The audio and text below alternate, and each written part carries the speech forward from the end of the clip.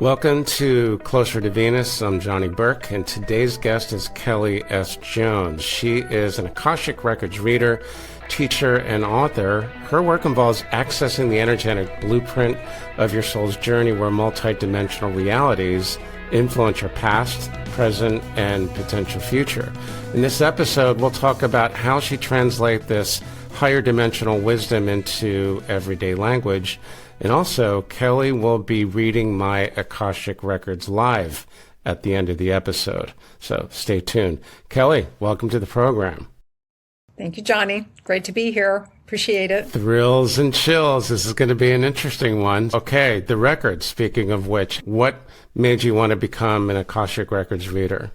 Well, let me go back to 8 years old when I wanted to be a therapist. And my experience was watching people in therapy. It wasn't doing that great of a job for them. Totally forgot about it. Decades later, I'm actually teaching Feng Shui. I went out of corporate America, did a 180 into the metaphysical world. I'm teaching Feng Shui for my master teacher, and one of my students wants to read my Akashic Records. And so I'm like, I've tried everything. I've done tarot and astrology and psychic readings, and I've never heard of Akashic Records. So I was quite skeptical, and I was like, you have to tell me what they are, who you are, and what can happen in them. And when I agreed, because it really intrigued me, I thought, okay, there's something here for me to learn and to discover, because it's about our soul. It's about our soul's records. And it's about somebody like myself now able to access one's soul records to bring forth that wisdom. When I had my session with her, my Akashic masters and teachers, which is who she channeled, asked me to take the class. I was like, what? I was shocked and surprised. And so I agreed. And it was the best decision I ever made. I've heard some people tell me it's a record of all things that have happened and will happen. And then others say it's just a record of, for instance, all of your past lives. It's like a library of sorts. Could that either be true for certain people or not necessarily? Or smush them together, really. Because most people will think records as in it's a recording of the past. That's what we're familiar with in this timeline, right? We don't have a sense of, I know exactly what my future is going to be. So we have the feeling in our own timeline, this third dimension, that we have a past, we have a present, and we're creating the future. It's not created yet. So what the records do is it's a recording of our journey through not only this lifetime, but lifetimes.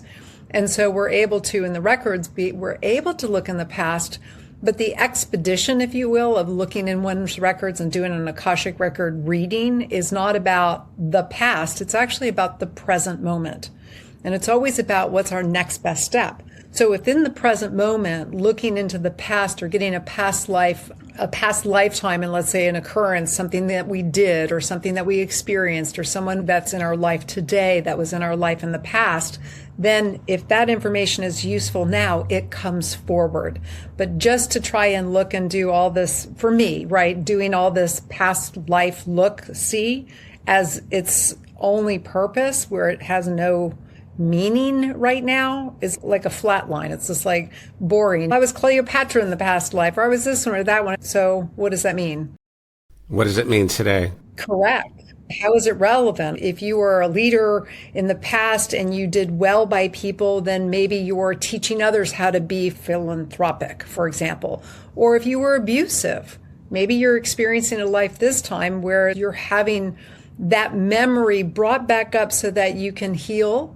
You can try things from another side, and you can right, if you will, the mistakes that were made in the past. And it's kind of interesting even using that word mistakes. There are no mistakes per se, but there are experiences, right, that we can have a regret around, or we have resentment around, or we have guilt around. And if we have those emotions that are still active in our being, in our soul, right, our soul pattern, we want to heal that and bring that to neutrality.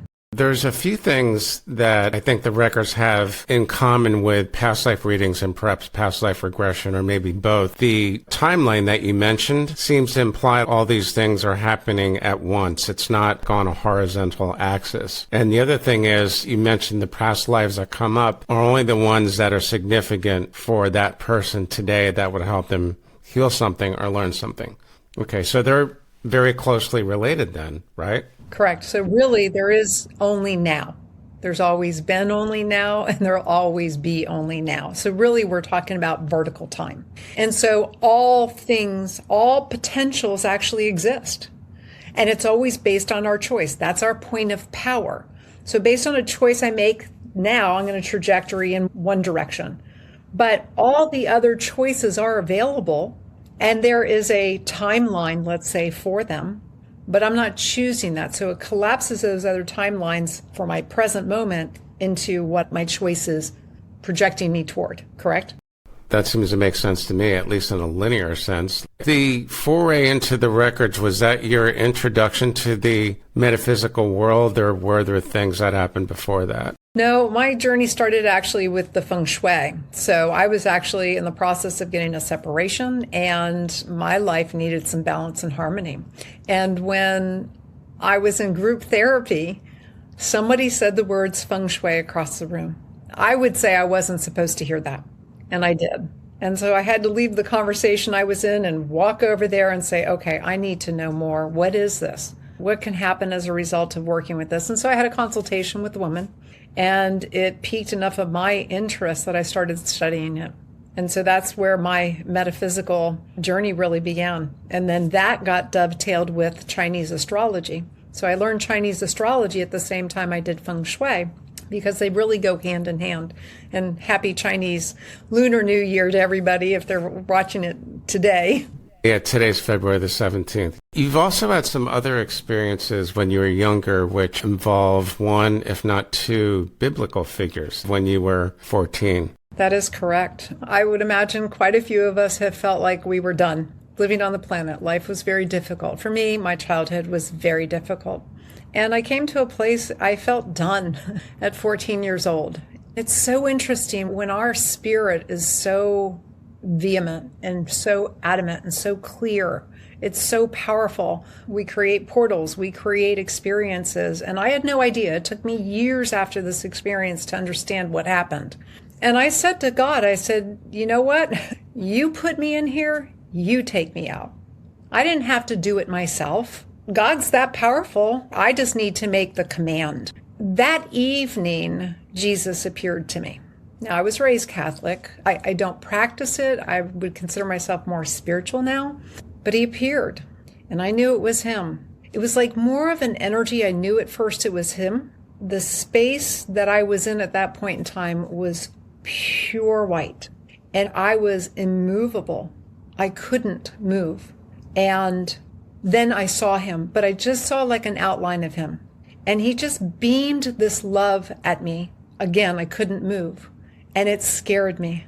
It was like, oh, I'm at a choice point. I don't know how that happened, but I could tell, right? And I tried to move, to wake up, and I couldn't. So you were dreaming or you were awake? How did that happen? I kept struggling, and then eventually I could open my eyes, but I still couldn't move. It was like I was in a shell. It was like I was behind my eyes. I was in the body, but I couldn't move the body except for the eyelids opened. And then I wouldn't see him, and I'd close my eyes and he'd be there again.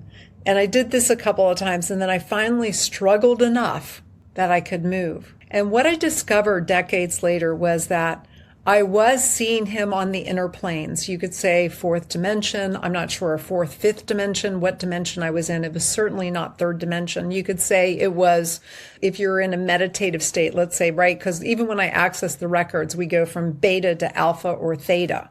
And so I could have been in the alpha or theta state actually having this experience with him.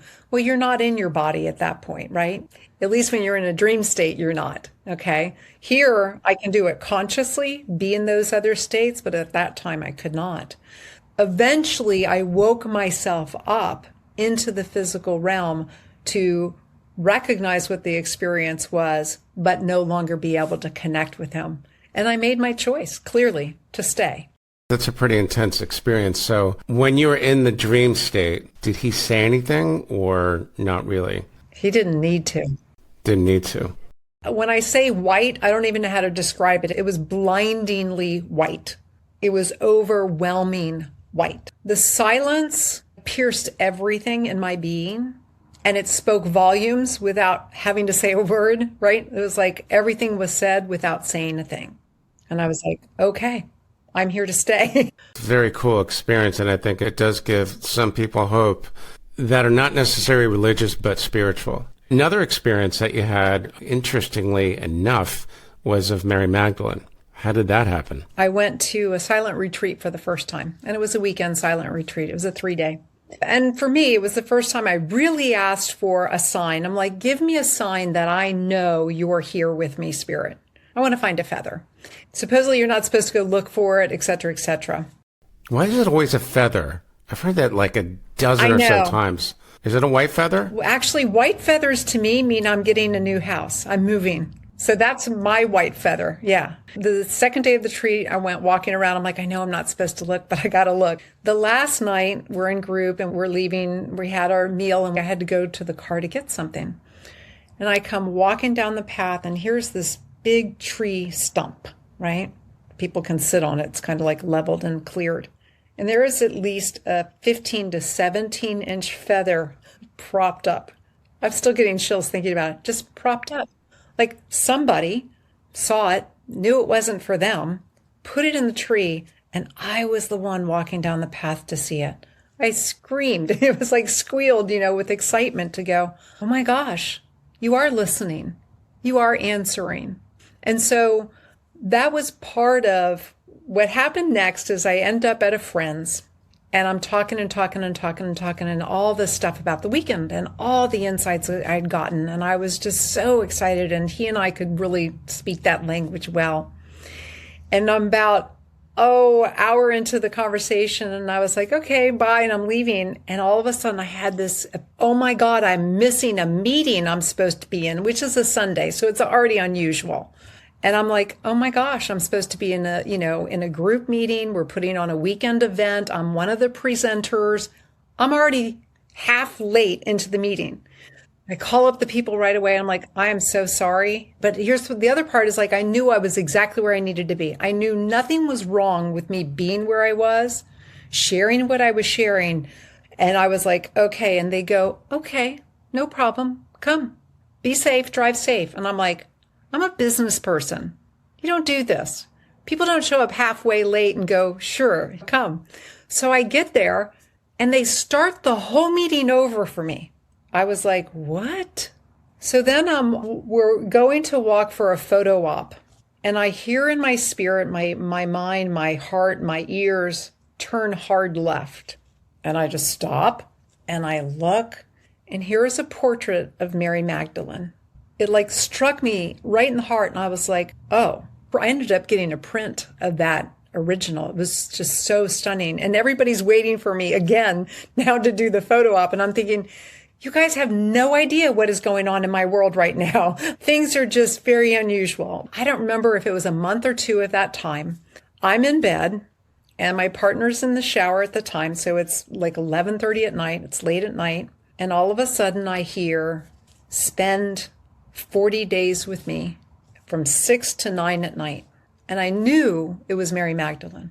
I just knew in my being, I was like, oh, and I immediately said yes. Like when Spirit speaks to you, when God talks to you, I say yes anyway. And I had been feeling something about doing something for Lent. Now that how I was raised Catholic and I hadn't done anything for Lent in forever, but I was like, oh, I wonder, that was me getting the seeds of thought before it even came. So I was like, I wonder, what are these 40 days? Because she was like, start Friday or something. I don't remember what it was, like a couple of days from that point. And I went and looked and sure, I think Ash Wednesday is when Lent starts. So here it is, I think Monday night or Sunday night, and it was Wednesday. And I was like, oh, wow. And so I did. And just to wrap the story up, at the very end, I was initiated into a hierarchical circle of women, right? Like Kuan Yin was part of it, Mother Mary, Mary Magdalene, etc. Is that something to do with the divine feminine or not necessarily? Yes. They call themselves the Sisters of Light. And so I was initiated into this and I was robed. There was a ceremony and I was robed. I couldn't believe it. 2 months later, I'm at a gathering in another town over. and I'm in a new space in this building. So I walked around the corner and it was like upstairs or something. The robe I was robed with was in a huge case. I just stopped. Where did the robe come from? In the etheric realm. And then here it was in the physical, in a glass box, a shadow box, the full size hanging in the hallway. I don't know that I even found out where that robe specifically came from. I don't know that anybody in the place at the time knew. So what I'm trying to do here is piece together some events. You saw Christ when you were very young. Mm-hmm. You had the etheric realm experience with Mary Magdalene and the Sisters of Light. When you spent time with them, what did they tell you? Was there a lesson? How did that work? So my experience was a couple of layers. Number one was getting in touch with my own emotions and my own life experiences, meaning where had I already been in this lifetime? Where had I lost myself? Where was I going? What had I learned? And how do I hold space for my becoming?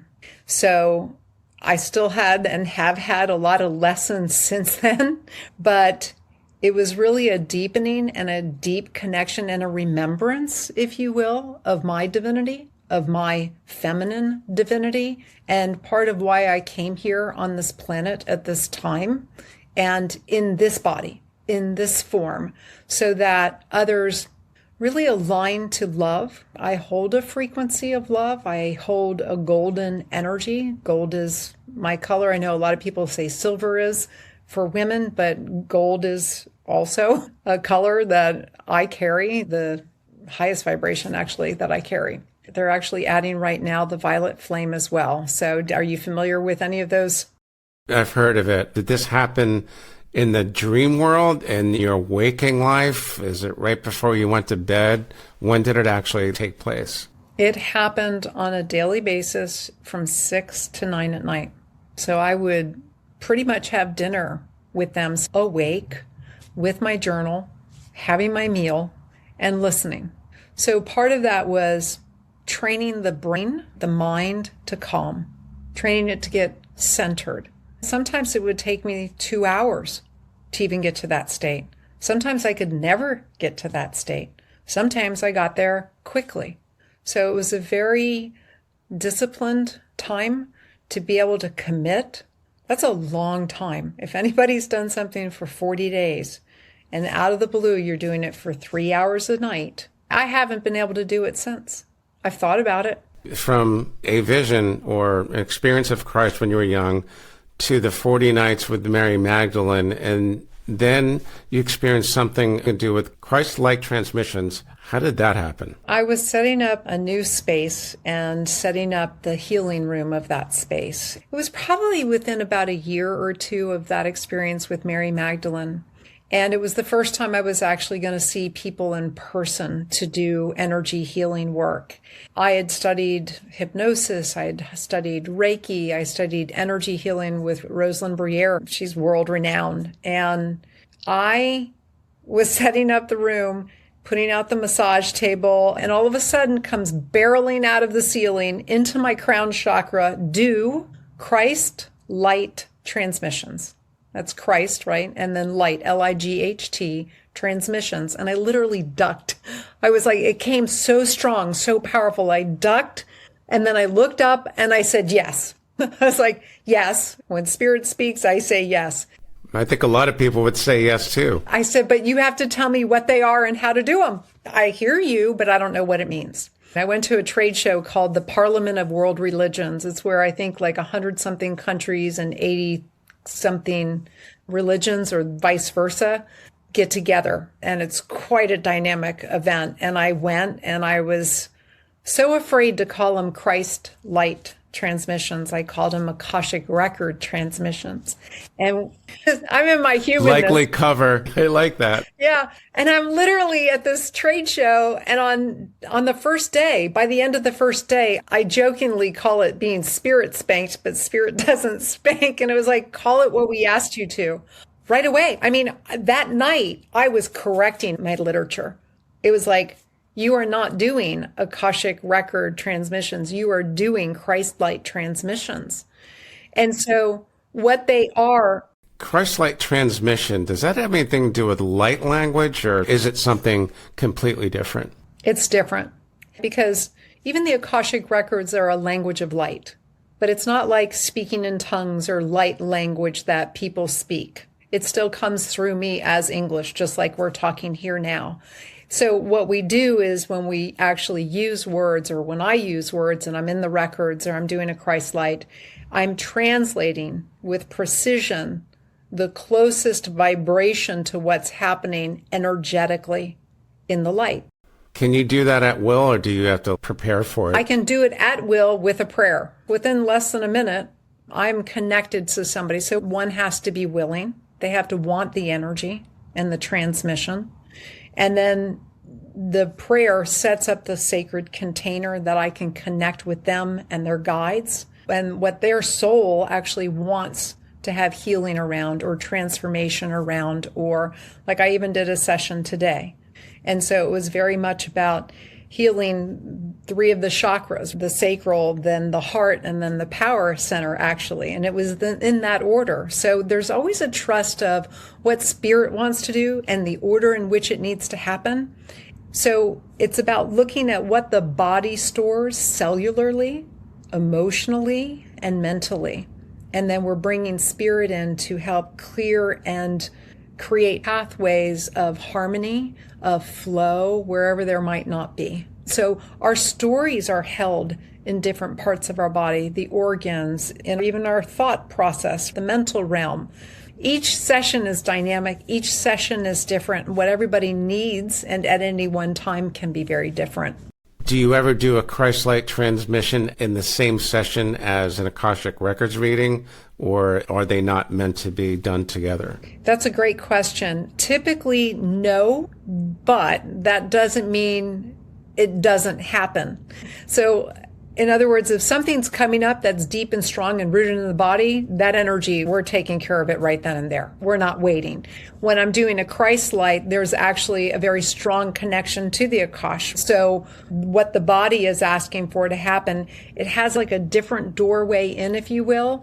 And I'm still communicating, and we're talking about different events or things that are bringing up like sadness or forgiveness or things of that nature that the body is saying, let's do this. And there's a movement. It's like I can feel and see their guides and the spirits and the angels and whoever wants to help and participate. That's what happens through that gateway. So they're different. They have their own kind of lane, but they cross over at the same time. Christ-like transmissions or something similar. Do you think that actually might happen in a typical, say, a Catholic church? A Christ-like transmission? I've experienced there is languaging in the Catholic Church for pretty much everything I do. And that was surprising. I was like, okay, so if I do it, it's not okay. But if you do it and you call it this, it is.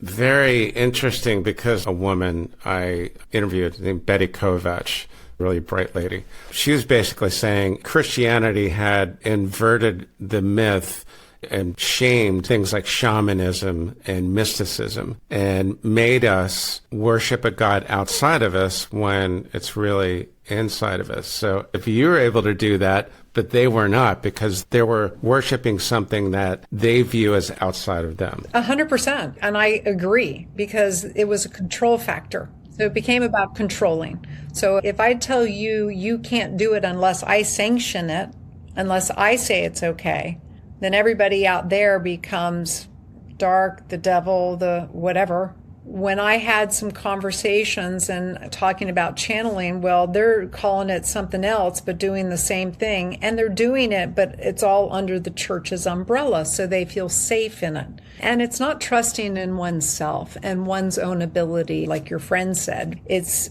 an innate truth within us. Jesus said, this I do and you can do so much more. Yes, he did. He also said in the Nag Hammadi texts, don't worship me, become me. Exactly.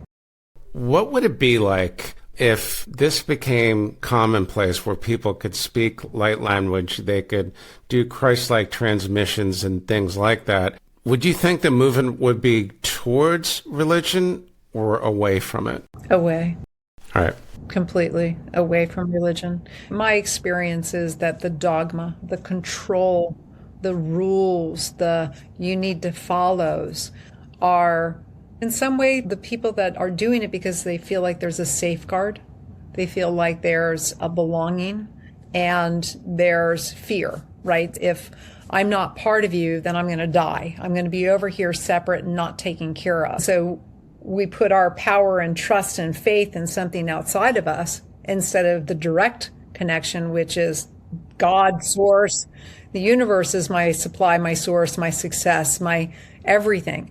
And I do that a lot in my coaching and even in the Akashic readings. It's like helping people to realize it's not your spouse, it's not your boss and the job that you work at, it's not the government, it's nobody outside of yourself is where you're sourcing, let's say, your abundance or your safety or your support. It's this way, it's vertical. So in that doing, then I take my power back. And then I can be in my own agency and have my authenticity and know that I'm not going to not be taken care of because I'm being my true self. So now that we've solved that issue, let's talk about some of your past life memories. Some of them go pretty far back. I think you know which one I'm talking about. I do. Did you do a past life regression with Dolores Cannon? I did. Yeah, that was phenomenal. My partner at the time, we had just moved to Asheville. He goes, let's organize Dolores Cannon. I'm like, who are you? I was like, that's the kind of stuff I would do. And we brought her to Asheville. She did a hypnosis class for all of us. I ended up being her subject at the end of the class. And she did a regression with me. And it was interesting because I went back to, I was alive with my one daughter was my daughter in that lifetime. My partner at that time was my partner in that lifetime as well. And it was the big flood. The big flood. So how long ago was this? I don't even know what to tell you on that. We were migrating on foot. And my parents in that lifetime, they were the tribe king and queen. And I don't feel like those were the right words. I and my partner and daughter went and we walked away and they stayed behind with everybody that couldn't leave. But we could. And we were blessed to leave because we needed to take those who wanted to continue and we wanted to continue. Where did you come from, though? The consciousness at the time didn't have states, countries. There were no names. It was like this was your land and these were your people, and that's how you lived. In that lifetime, I was a death doula. I helped people transition, and I was able to see both sides of life, the living, this side of living and that side of living, and I helped people transition. But clearly we weren't meant to. So I don't know. It's like I have the visual in my mind, but I don't know where it is on the planet. It sounds like an ancient civilization. We're talking the Great Flood. Does anybody know how long ago that was? I don't even know. But when I think of Noah's Ark and that flood, is that the flood? Is that the big flood? In the lifetime I was in, there was no ark. There was no idea of an ark. And it was just a land and valley. I don't even know what we had as far as clothing. It felt animal. It felt very rustic. Maybe this is right around the same time, but you had a past life in Atlantis where some of your students mishandled somehow sacred teachings. Was that before then, or is it hard to say? Oh, was that before? No, that was after. That was afterwards. Okay. The Atlantis was after, the flood. Do you remember what the buildings looked like or anything like that? So I have this image in my mind that is very connected to that lifetime. And I'm seeing like iridescent blue, like blues, golds. What I'm seeing are those were the sacred buildings. And there were some that were all made of crystal. But there were other buildings that were steel, more metal structures, where I was in a city of sorts. What would be like the closest comp to what those buildings look like? So I'm being shown like tall structures that have lines. Some of them were architecture in the sense of it was like a facade, a facing. In other words, it's got a design that the structures had a hum and the structures communicated with one another. So it wasn't just people that communicated, but the actual structures, like they're saying, living structures. So the living structures had an interplay, and you could say like sound. They sound like singing bowl. So it was like they had sounds, and so those held frequencies. And so you got to attune and align to the frequency of that building when you went in for the purpose of discovery, learning, sharing, etc. And so in those certain frequencies you attuned to and could receive more clearly, let's say, that download or that information. And then it became more easily and readily available to actually share, to use, right? You couldn't go in one building and discover, learn, gather information and go to a building that was incongruent with it and use it. Certain things weren't allowed. So they kind of got a little bit too smart for their britches. I've heard that. And so in being too smart for their britches, they started to create devices that blocked the frequencies. So then more, let's call it nefarious things could happen.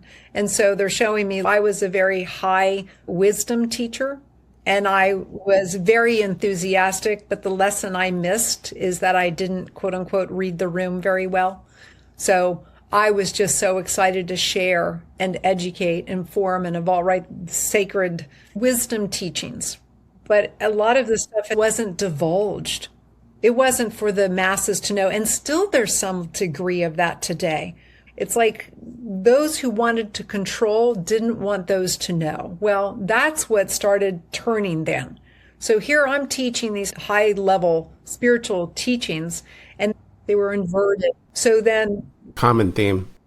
Yeah. So did that give you a clue as to how Atlantis eventually perished, that the civilization fell, or was that much later?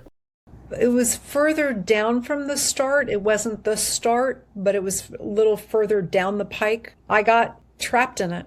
I became part of the trap, if you will. In other words, the energy had already started shifting. Do you remember the fall itself, or did you not live during that timeline? I'm being shown I died. I died as it was crumbling. It was inevitable at the time that I transitioned. I wasn't there in the transition exactly, but it was foretold at that point. It was forewarned. It was no turning back. No turning back. Okay. Which is right. So for me, my experience was immense guilt. I've been told many people that were in Atlantis are being reborn, reincarnated in today's timeline in order to share knowledge to bring us back. There's a reckoning. There's many layers and many levels to this. So for example, having done what I did, that I needed to forgive myself. And the other piece of not only what did I do that I need to forgive is I need to forgive others for what they did. So we're either on one side of that equation. So there's many walking the planet that need to forgive because they feel as if they're the problem. They did this. In other words, that is more than likely that there are many souls walking the earth today that lived back then, and they're coming back for a purpose. Absolutely. Absolutely. Because there's also this opportunity of how are we going to correct what we did before and do it in a way that we're going to actually evolve consciousness and humanity and not repeat what we did before. And actually, to me, we will have first contact. We will have divine intervention, if you will. The ETs, the off-planet beings will be showing up to help us. I hear that too. And it's going to be sometime soon, I think. Yeah. Now might be a good time to read the records, or... Sure. You have some questions? I've never had this done before. I'm just going to let you do your thing. You got to ask a question. Ask a question. One was about disclosure. Are we going to see that by the end of 2027 at the latest? Here's what the Akashic Masters and teachers are sharing. They're actually walking among you now. And so for those with the eyes to see and the ears to hear. So those would be people that look of a certain nature or move in a certain cadence or have certain character traits that are just slightly unique Number 2 would be the wisdom that comes from them. There's a posturing, there's a way in which they conduct and carry themselves that is both calming as well as clearing. So in a way, they have the ability to clear the energy of a space when they show up. There's a calmness that comes in as a result of it. Many people are afraid, and it's not because of what they think. So it's not that they're afraid of them. They're afraid of what they don't know about them. Next question would be, who was I in a past life that is important to what I'm doing now? All right, masters and teachers, what past life is most important for Johnny to know today? They're showing me, it's sweet, because they're showing me like you're small and hidden. So you were like a hidden sleuth. You were one who was very curious, and you got in trouble young for being so curious. And so you got the mindset that it wasn't okay, but you couldn't help it. It was just your nature. And you found out things, and in that finding out, you felt unsafe to share it. And yet it was important for you to share. That was part of your life lesson, was to learn to actually share it, to overcome that fear and to share it. And you're actually doing that now, doing this. What you're doing right now is part of it. So you're getting to express a level of curiosity that you couldn't out in the open. And now you are, and now you can. Be damned with them, or to hell with them. This is your attitude in this lifetime. It's just, I'm doing this, come hell or high water. It doesn't matter what they say. You know when this took place? What is this lifetime? Oh, they're showing me wartime. Oh, it's wartime. Is it World War II? Because you're young. You're a young boy. It's not in this country. Okay, it's not in this country. It's Israel. Really? Israel. And it's not a war. I don't know the name of it. You know how long ago it was? That's what I'm getting right now. 225 years ago. How much? 210 years ago. Like, I see you in rubble. You're small and low, and you're trying to be undetectable. Here's another one. To get to the new Earth, the fifth dimension, or whatever age we're supposed to be going to, I've been told that some souls will exist in the new Earth and some will be left behind. But there's something that Dolores Cannon was known for saying, which I think was troublesome, because she said, we have to let go of the anger and the fear to move into the new world, otherwise we will be left behind. Is that true or not necessarily? If our energy field is closed down in a state of, let's say, anger, resentment, rage, unforgiveness, we can't see beyond that. It's going to hold us back. So it's about more of a self-awareness situation. And what do I want to do as a result of this? Is this where I want to stay? Is this what I want to experience? Or am I willing to have a different experience? Am I willing to allow and experience more love in my life? It's really what we're talking about. It's like Jesus isn't coming again. There's no second coming per se, as if it's somebody outside of ourself. It's us awakening from within ourself. And so we all have to do that journey, and we all will. Nobody's going to be left behind as far as that's concerned, right?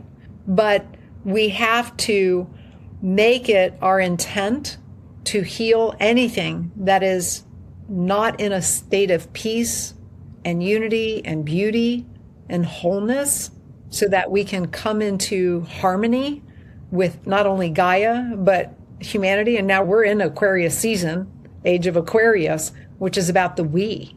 So it's no longer me, me, me. We've had that experience, and now it's about going into the we. I've got to take you into consideration as part of me.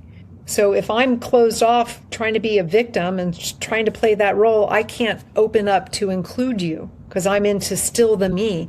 So if I'm here, I'm not going to interact with somebody like you, let's say, who is open and receptive, and you want to come be a part of my life, and you want to involve me, and you want me to know. I'm just going, yeah, but I got all this stuff going on. One last question about the past life in Israel. I think what you were referring to was the country that is now Israel, because Israel did not exist 200 years ago, whatever it is. It's there location-wise. Okay. All right. Kelly, it's been a great episode here. Thanks for joining us and doing the reading. In the meantime, how can our listeners find you online? Thank you, Johnny. It's a pleasure being here. My website, thank you for asking, is kellysjones.net. So KELLYSJONES.net. You've been listening to Closer to Venus. I'm Johnny Burke. If you enjoyed today's episode, please consider subscribing. You can find more info on closertovenus.com. Thanks for tuning in, and we'll see you next time.